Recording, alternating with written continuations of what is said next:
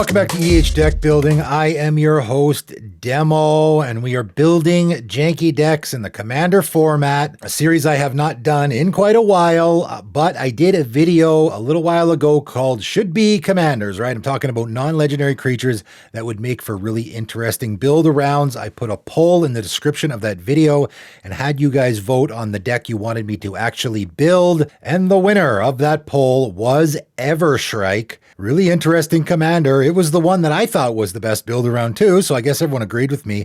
Really interesting art too. I love the art on this card. So 3 and 2 hybrid Orzhov mana. So black and white, 5 mana total. Elemental Spirit 2/2 with flying. Evershrike gets +2/+2 for each aura attached to it. So I think the build around here is pretty obvious, right? But also we got X and 2 hybrid Orzhov mana. Return Evershrike from your graveyard to the battlefield. You may put an aura card with mana value X or less from your hand onto the battlefield attached to it. If you don't, exile Evershrike. So we have a really great way to recur our commander from the graveyard, which means we likely won't be sending it back to the command zone ever unless it gets exiled. But we can't use that ability unless we put an aura on it. So of course we're already in aura tribal. That's not difficult. But of course the X on this ability is reliant on the aura that we have in our hand, right? We have to have that aura in our hand at the time that we use this ability or our commander will just get exiled. And of course, because it's an X, we want really, really cheap stuff, right? So I got a whole bunch of really cheap auras in this deck because a 1 mana value aura means for 3 mana, we bring our commander back into play and put an aura immediately on it. And of course, it gets +2/+2 for each aura attached to it. So at the minimum, we got a 5/5 flyer. Pretty darn good. Obviously, this will be leaning towards the Voltron strategy since we have a commander that wants a bunch of auras attached to it. So the obvious stuff like Ethereal Armor, which I imagine you would put in any aura or enchantment tribal deck anyway. It's just 1 mana. And our commander is going to get +1/+1 for each enchantment you control and has first strike. So all of that for 1 mana. And of course, our commander gets another +2/+2 bump. And if we have this in our hand, it only costs 3 mana to get our commander out of the graveyard and attach this to it. Pretty great. Hyena Umbra, of course, the totem armor auras are always fantastic. Also getting the +1/+1 on the first strike. Edge of the Divinity is a great one as well. Just costs the 1 mana, a black and a white Orzhov again. If enchanted creature is white, it gets +1/+2. If enchanted creature is black, it gets +2/+1. Wouldn't you know, our commander is both black and white.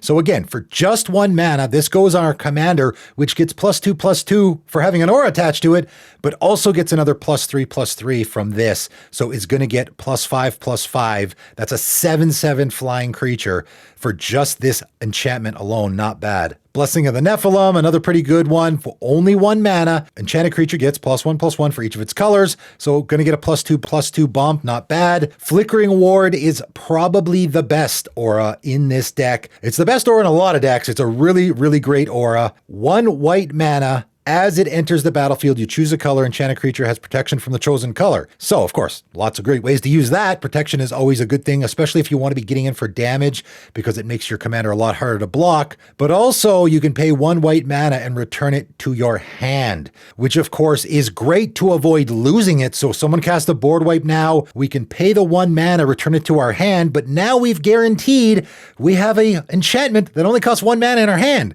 So, our commander dies to the board wipe, goes to the graveyard, and then now we have the Flickering Ward in our hand again, so that on our turn, well, I guess it doesn't even have to be on our turn, because we can do that ability at instant speed. We can just return our commander immediately to play and put the Flickering Ward back on it again. So if you got your Flickering Ward out, gonna want to make sure you have a lot of mana open so that you can constantly be doing this. Conviction is another one that will work this way. Not quite as good, but still good. 1 and a white, enchant creature. Enchanted creature gets +1/+3. So again, with just this on our commander is now a 5/7. Pretty good. And we can pay that 1 white to return it to owner's hand. So again, these guys are going to be really good in the deck.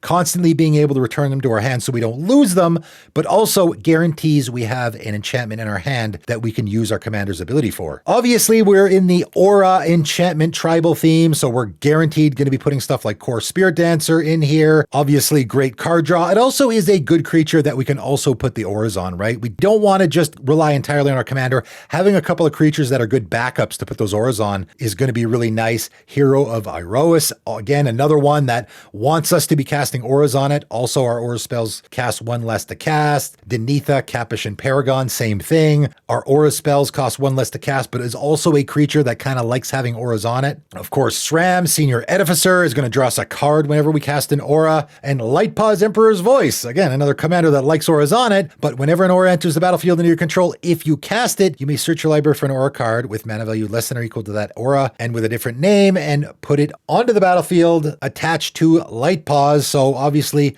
a great commander to build around in this theme, but also works in the 99 of a theme like this as well. And I also have Tallowisp in this deck. Here's a card that I've been meaning to try to find room for in a deck for a long, long time. And I think I finally found one where it fits. 1 and a white, Spirit, 1/3. Whenever you cast a Spirit or Arcane spell, you may search your library for an aura card. With enchant creature, reveal it and put it in your hand. And of course, the aura card and the enchant creature and all that, that fits in our deck. It's exactly what we want to be doing, but we got to cast a Spirit spell. And yes, our commander is a Spirit. And for this reason, I went with a little bit of a Spirit theme. There's a little bit of a Spirit theme in this deck. I got Blessed Spirits. I just found the ones that I thought fit. 2 and a white, Spirit, 2/2 with flying. Whenever you cast an enchantment spell, put a +1/+1 counter on it. So there's a Spirit spell that we could be casting to trigger our Tallowisp. Also, again, every time we cast an enchantment spell, we're going to put a counter on it. So I think it's a pretty good fit. Breathless Knight, here's a neat one. 1 white and a black, Spirit Knight, 2/2. So it is a Spirit, has flying and lifelink. Whenever Breathless Knight or another creature enters the battlefield under your control, if that creature entered from a graveyard or you cast it from a graveyard, put a +1/+1 counter on this guy. So this guy's going to be getting counters on himself every time we return our commander from the graveyard to the battlefield. I thought that was a neat fit. Hateful Eidolon, 1 black mana enchantment creature Spirit. So again, it is a Spirit, also an enchantment. 1/2 with lifelink. Whenever an enchanted creature dies, draw a card for each aura you control that was attached to it. Fitting the Spirit theme and the enchantment theme and also the aura theme.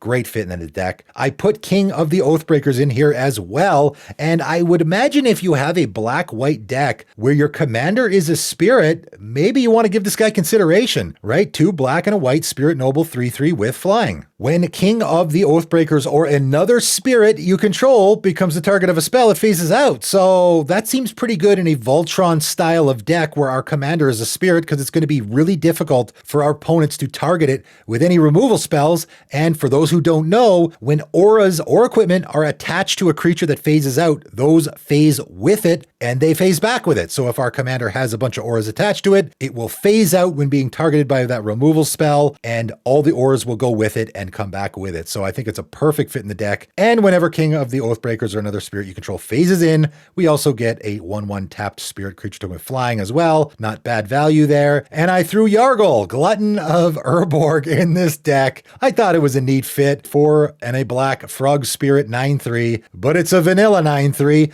but it is a Spirit, right? I was looking through the Spirits in white and black. I thought this was a good fit because, again, it's a 9/3, so it's a good target to throw those auras on. We don't have to throw all the auras on our commander. We can just throw a couple. We just want to make sure we have an aura in our hand so that we can use that ability. That's really the important part. So any other auras we have, and of course we got a ton in the deck, we can throw some on our Yargle as well. That seems like a good target for some of these aura spells. A couple of the things we're doing in the deck: Doomwake Giant, of course, we're casting lots of enchantments. We have lots of enchantments entering the battlefield, so our Doomwake Giant is going to give -1/-1 to all our opponent's creatures whenever we do so. I also have Unfinished Business in the deck. 3 white sorcery. Recently came out in Wilds of Eldraine. Return target creature card from your graveyard to the battlefield. Then return up to 2 target aura and or equipment cards from your graveyard to the battlefield attached to that creature. So we can use this on our commander. Of course, our commander already has a recursion ability. If I have this in my hand and I got a couple of auras in my graveyard that I really want back, maybe I'll use this on my commander just to get those auras out of my graveyard as well. Or maybe I can target my Yargle with this, right? Some other creature, my Core Spirit Dancer, some other creature I really want out of the graveyard, get a couple auras as well. Great value in the deck. And I threw Wreck Hunter in here. This might seem like a bit of a weird fit, but I thought it was an interesting one. Black and a black Human Artificer 2/2 with flash. When Wreck Hunter enters the battlefield, choose target player, you create a tapped Power Stone token for each non-land card in that player's graveyard that was put there from the battlefield this turn. So why did I put this card in the deck deck. This is maybe the best card at making those Power Stone tokens. I think you just wait for your moment, right? You have a player, maybe yourself, maybe someone else. I mean, let's say it's us actually, right? We have our commander in play, our Evershrike. It's got like 4 auras on it. Someone wants to kill it, obviously. I flash this guy in after, say, that board wipe has resolved,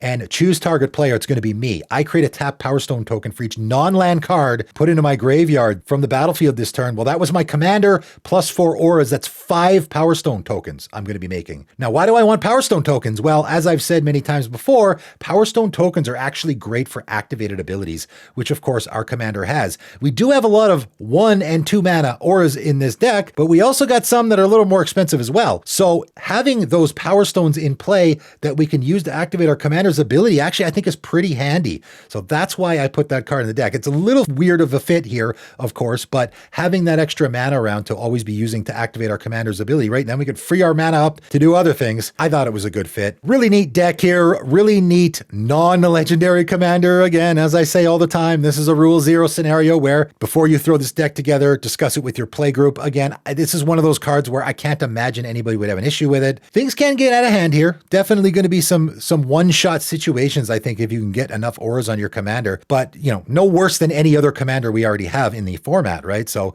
discuss it with your play group. If they're okay with it, which I think they probably will be, feel free to build this deck. The deck list, of course, is in the description below if you want to do so. That is it for today, though, and thanks for tuning in.